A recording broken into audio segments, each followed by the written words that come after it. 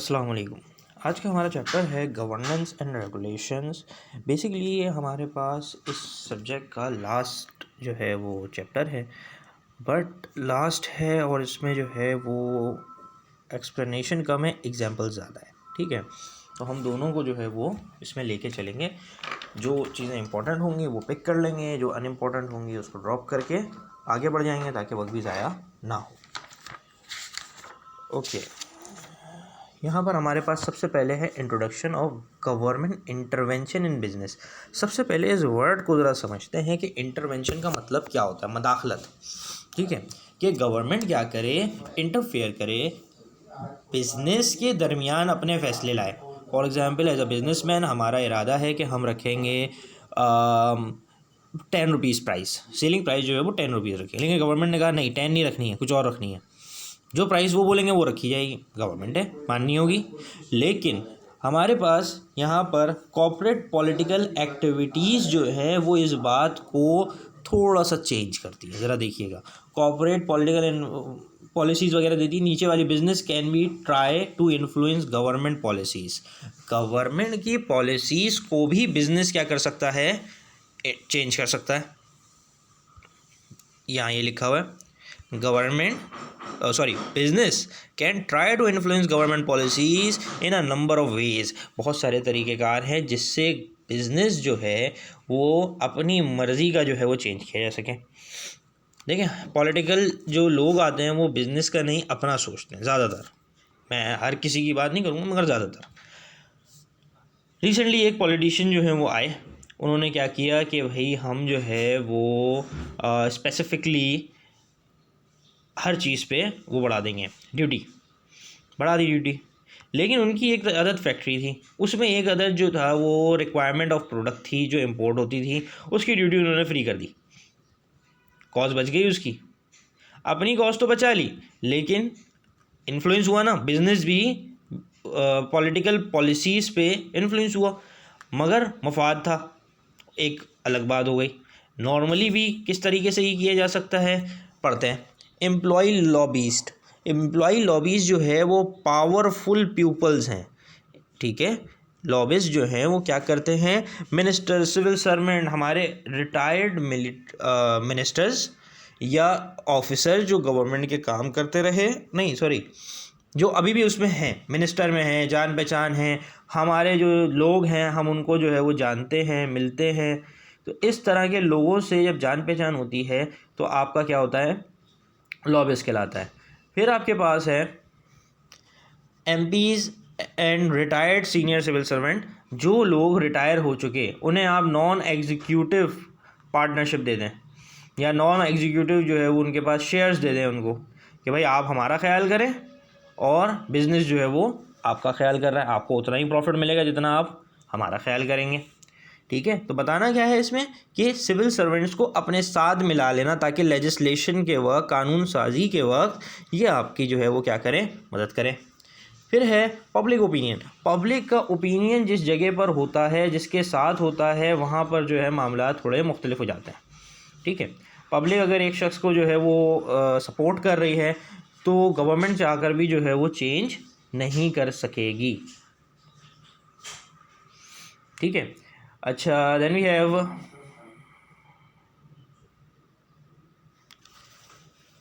जिसमें आपकी marketing policy आती है और मुख्तलिफ चीज़ें आती हैं। अच्छा जी, नेक्स्ट हमारे पास है डोनेशन पार्टी एंड फंड्स हैं, ये नहीं चाहिए। प्रेसिडेंट ओबामा ने कुछ किया वो भी नहीं चाहिए हमें। Business government relationship in develop and developing countries, वही बात है कि बिज़नेस का जो है वो बिज़नेस और गवर्नमेंट के आपसी रिलेशंस किस तरीके से एक डेवलप कंट्री में और एक डेवलपिंग कंट्री में है। तो फिलहाल हमें ये भी नहीं चाहिए। इलस्ट्रेशन नीचे दी हुई है वो भी नहीं चाहिए। टेस्टिंग अंडरस्टैंडिंग है वो भी नहीं चाहिए।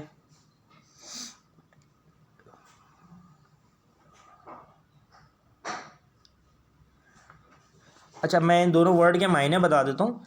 वैसे तो हेडिंग कोई इतनी इंपॉर्टेंट नहीं है, लेकिन मीनिंग पता होनी चाहिए कि गवर्नमेंट बिज़नेस को किस तरीके से एड करती है, मदद करती है, और किस तरीके से बिज़नेस को ख़त्म करने के लिए रुकावटें पैदा करती है। इसमें टैक्स है और मुख्तलिफ जो है ना वो रेगुलेशंस हैं और मुख्तलिफ चीज़ें हैं। इसमें आ जाती हैं। फिर आपके पास है government and macro economic environment market regulation. Pakistan की रेगुलेशन बताई हुई है, ये भी हमें नहीं चाहिए। मेथड ऑफ रेगुलेशन बताए हुए हैं, टैक्सेशन है, आपके पास सब्सिडीज़ है, सेलिंग एंड मैक्सिमम, आपके पास क्या है, maximum and minimum selling prices है। गवर्नमेंट इंटरवेन कर रही है ना, चेंज रख रही है। फाइन और कोटाज लग रहे हैं।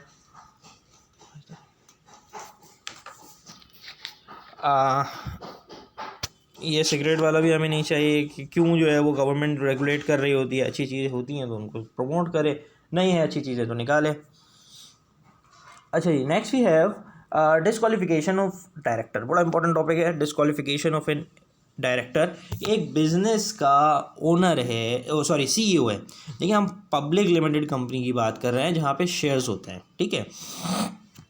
ऐसी जगह पर प्रॉब्लम ये होती है कि डायरेक्टर को भी बनाया जा सकता है सीनियर, लेकिन कुछ चीज़ें ऐसी हैं जिस वजह से डायरेक्टर को भी निकाला जा सकता है। सबसे पहली है इनसाइड ट्रेडिंग। इनसाइड ट्रेडिंग मैं आपको बताता हूँ होती क्या है। इनसाइड ट्रेडिंग से मुराद है कि कब हमारे शेयर कम होंगे, मैंने अपने लोगों को बता दिया, मैंने खुद भी शेयर ख़रीद लिए। CEO का काम ये नहीं है। CEO का काम ये है कि मैनेज करे, एग्जीक्यूट करे ऑपरेशंस को, लेकिन वो क्या रख रहा है, उसे पता है कि अभी हमारी ऑफिस की प्रोडक्शन बहुत ख़राब है, अभी सेलिंग बहुत ख़राब है, शेयर बहुत नीचे आए हुए हैं। वो बता दे भाई मैं 2 महीने के अंदर अंदर इसको बेहतर कर दूँगा, और अपने जान पहचान वाले लोगों को कहे कि भाई शेयर उठा लो। उन्होंने शेयर सस्ते दामों में उठा लिया, 2 महीने में उसने काम किया, बढ़ गए शेयर, और उन्होंने सेल किया, कंपनी को तो लॉस हुआ, क्योंकि आपने क्या किया, इनसाइड ट्रेडिंग करी, कंपनी के अंदर के मामला बाहर बताए। तो ये एक गलत प्रॉब्लम है। फिर आपके पास आती है director of an insolvent company. वो डायरेक्टर जो एक इंसॉल्वेंट कंपनी जिसके पास लायबिलिटी बहुत ज़्यादा हो और वो देने की कैपेसिटी नहीं रखती हो, ऐसी सूरत में वो वैसे ही डिस्क्वालीफाई हो जाएगा, निकाल दिया जाएगा उसको। फिर आपके पास है ब्रेकिंग कंपनी लॉ। कंपनी के कोई जो है लॉ को, मुख्तलिफ प्रोसीजर्स को क्या किया जाए, ब्रेक किया जाए, इस सूरत में उन्हें निकाल दिया जाता है। Making loans from company fund which are unlikely to be repaid. आपको पता था आपने जिस पार्टी को पैसे दिए हैं वो पार्टी आपको पैसे वापस नहीं करेगी, लेकिन फिर भी आपने उसको पैसे दिए। ऐसी सूरत में जो ओनर है या जो CEO है, जो डायरेक्टर है, उसे फायर किया जा सकता है कि आप जानते हुए कि वो पैसे वापस नहीं आएंगे आपने कंपनी को लॉस किया, लॉस पहुंचाया। Being unfit for their job director management, दिमागी तौर पर ख़राब हो जाए, पागल हो जाए, याददाश्त कमज़ोर हो जाए, ऐसी सिचुएशन में हम उसको क्या सोचते हैं कि अब ये इस काम के लिए जो है वो परफेक्ट पर्सन नहीं है। ऐसी सिचुएशन में क्या कर देते हैं, हम उसे डायरेक्टर से हटा देते हैं। फिर हमारे पास है इंटरनेशनल रेगुलेशन। US की रेगुलेशन है, ये पेपर में नहीं आती हैं सब बातें। पाकिस्तान से रेलेवेंट जो चीज़ें हैं वो फिर आ जाती हैं, लेकिन उसमें भी किसी पर्सन के नाम वाम इस तरह के नहीं आते। फिर आपके पास इंटरनेशनल रेगुलेशन ऑफ ट्रेड बता रहे हैं। इंटरनेशनल रेगुलेशन ऑफ ट्रेड क्या है कि कुछ कानून हैं जिसके मुताबिक इंटरनेशनली ट्रेड की जाती है, तिजारत की जाती है, इम्पोर्ट एक्सपोर्ट किया जाता है।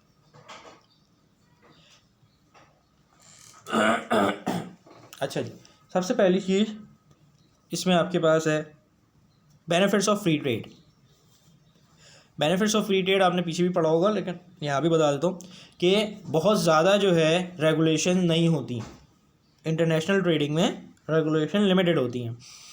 फिर आपके पास है वर्ल्ड ट्रेड ऑर्गेनाइजेशन WTO जो है वो UN नेशनल उसका एब्रीविएशन क्या थी भूल गया, खैर यूनाइटेड किंगडम, ये नहीं, यूनाइटेड नेशन UN का जो है एक इदारा है, ठीक है। WTO जो क्या देखता है, वर्ल्ड ट्रेड ऑर्गेनाइजेशन के तमाम चीज़ें देख रहा होता है कि तमाम दुनिया के अंदर जो तजारत हो रही है वो किस तरीके से हो रही है, वो भी आपको बहुत ज़्यादा मदद फराहम करता है।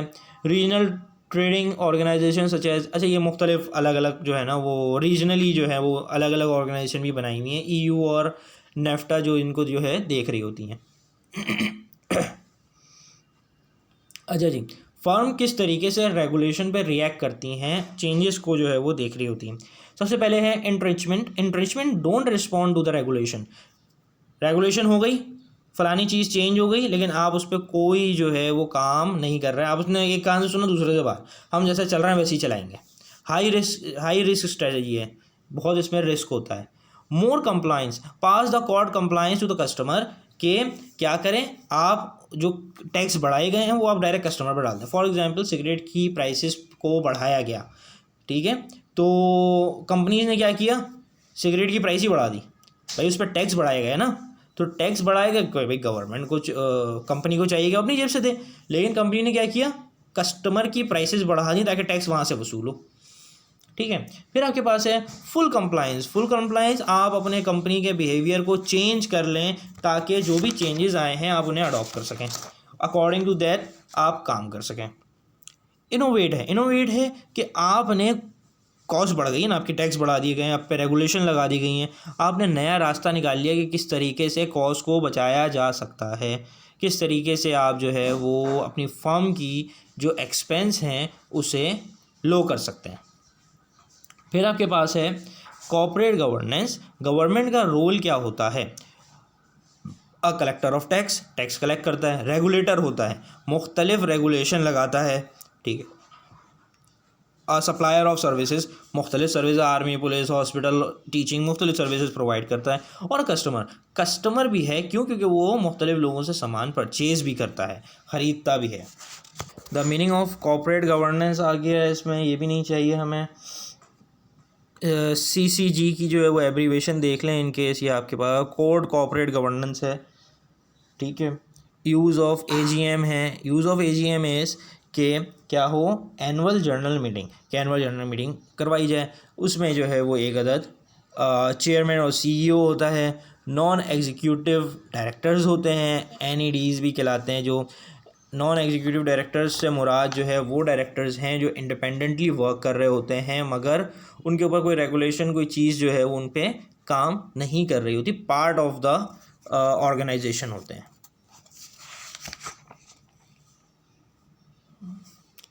फिर हमारे पास NED को पैसे किस तरह दिए जाते हैं, वो है remuneration. Role of the audit committee, भाई इंटरनल और एक्सटर्नल ऑडिटर्स होते हैं, काम करते हैं वो, ठीक है, ऑर्गेनाइजेशन के लिए काम करते हैं। फिर आपके पास हैं दोनों तरह के ऑडिटर जो हैं वो काम करेंगे। एग्जीक्यूटिव डायरेक्टर की रिक्वेस्ट पर ऑडिट कमेटी अपना काम करेगी। ऑडिट की मुख्तलिफ जो है वो पॉलिसीज़ होती हैं, ठीक है।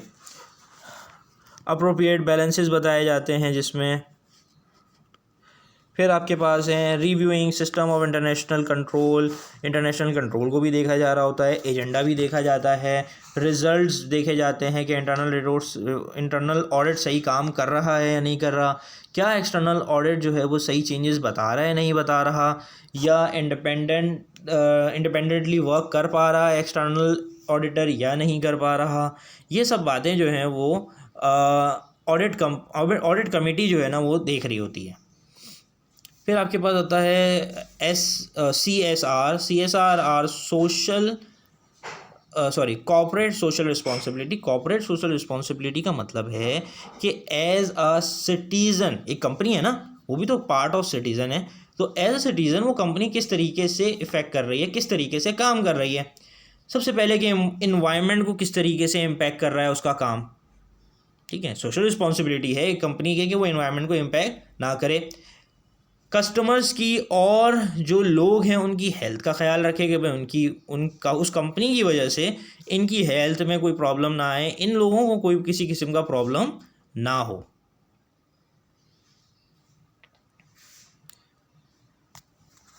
अच्छा, next we have fair treatment of employ. हर एम्प्लॉय को सही ट्रीटमेंट दिया जाए, ऐसा ना हो। अच्छा, नेक्स्ट पॉइंट बता रहा हूँ, right to experiment on animal, ठीक है। अगर उनके पास राइट्स हैं कि वो एनिमल पे एक्सपेरिमेंट कर सकें तो ठीक है, अदरवाइज़ वो जानवरों को भी, बेज़ुबानों को नुकसान ना पहुँचाएं। सेफ्टी ऑफ प्रोडक्ट और प्रोसीजर्स जो है, सेफ्टी और प्रोसीजर को वो फुलफ़िल कर रहे हों। अच्छा, इन सबको देखने के लिए एक ऑर्गेनाइजेशन है जो काम कर रही होती है जिसका नाम है world business council and sustainable development, ठीक है, WBCSD ये इसकी एब्रीवेशन है। ये पूरी यहाँ लिखी हुई है, तो इसको एक नज़र देख लीजिएगा। ध्यान अगेन एक इलस्ट्रेशन है, हमें वो भी नहीं चाहिए।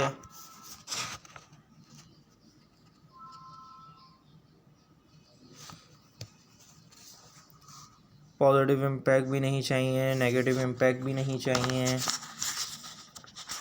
बेसिकली हमें इसलिए कि अमेरिका की एग्जांपल बताई हुई है, आपको स्टेक होल्डर पता है, नाइकी शूज़ की बताई हुई है, नाइकी शूज़ की। और